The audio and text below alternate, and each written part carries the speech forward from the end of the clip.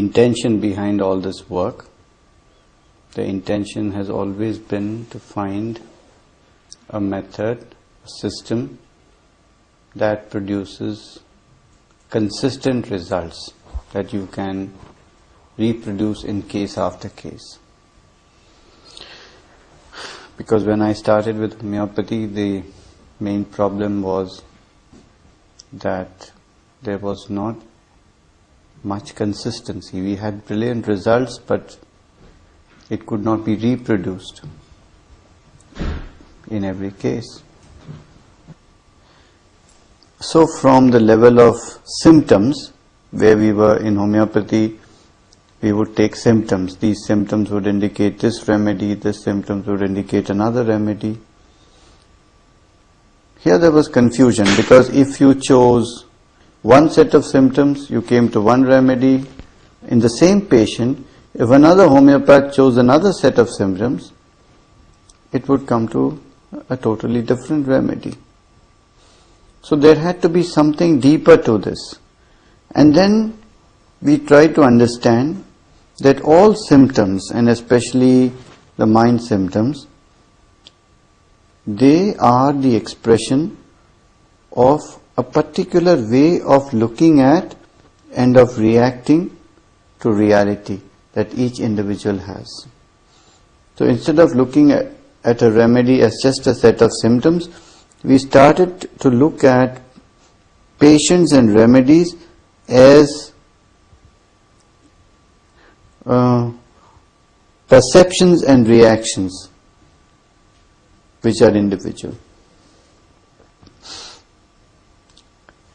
And then it went deeper to the understanding of where do these perceptions and reactions come from in these remedies or in these patients.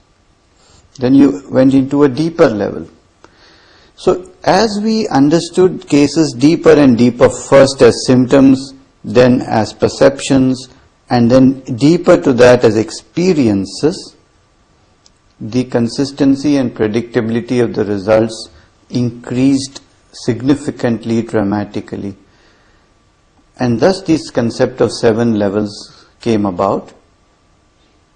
For example, if you look at a mountain, you can see it as the name of the mountain, or as the facts or the height or the dimension or the approaches of the mountain, or you can have an emotional experience of the mountain, or the mountain can trigger off some imagination in you, like you're flying or you're climbing or you're on top of the world or whatever.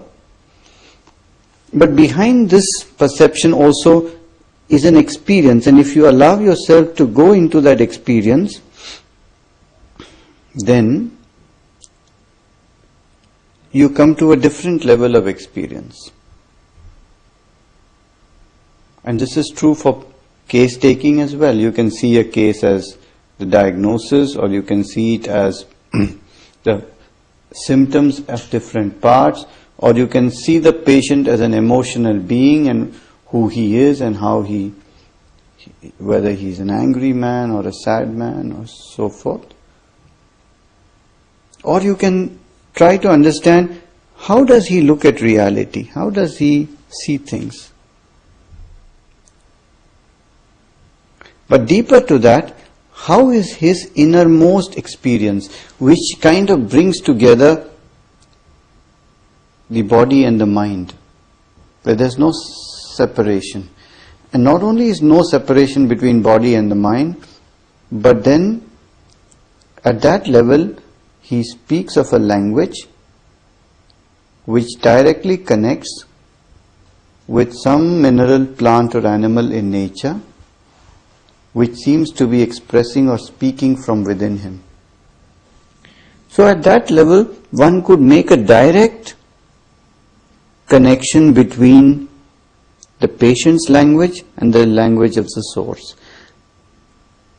And at that level, the remedy selection became very predictable. But in order to come to that, one had to develop 2 different approaches. One was the technique, of taking the patient, guiding the patient, staying with the patient as he or she goes into a journey of discovery, of witnessing what the innermost experience is, which is not easy. So we had to find ways and methods and techniques of doing this on the one hand, and on the other hand, we had to develop the materia medica from an entirely new paradigm, which is the idea not of individual remedies, but of groups of remedies as in nature, with the kingdoms of the minerals, plants and animals. And then we had to, by a lot of work, by studying the provings, the materia medica, the cases, looking at the patterns, then we had to understand the materia medica, each kingdom, each sub-kingdom, and see this whole map. So we had to develop the map on the one hand and the techniques of case taking, and by doing this, now we have come to a certain level where this whole system, this whole method has a foundation, has a whole framework of techniques and of materia medica understanding, that it can be used practically in a very effective manner. And now we have colleagues all over the world practicing it, using it, giving feedback of the results and developing it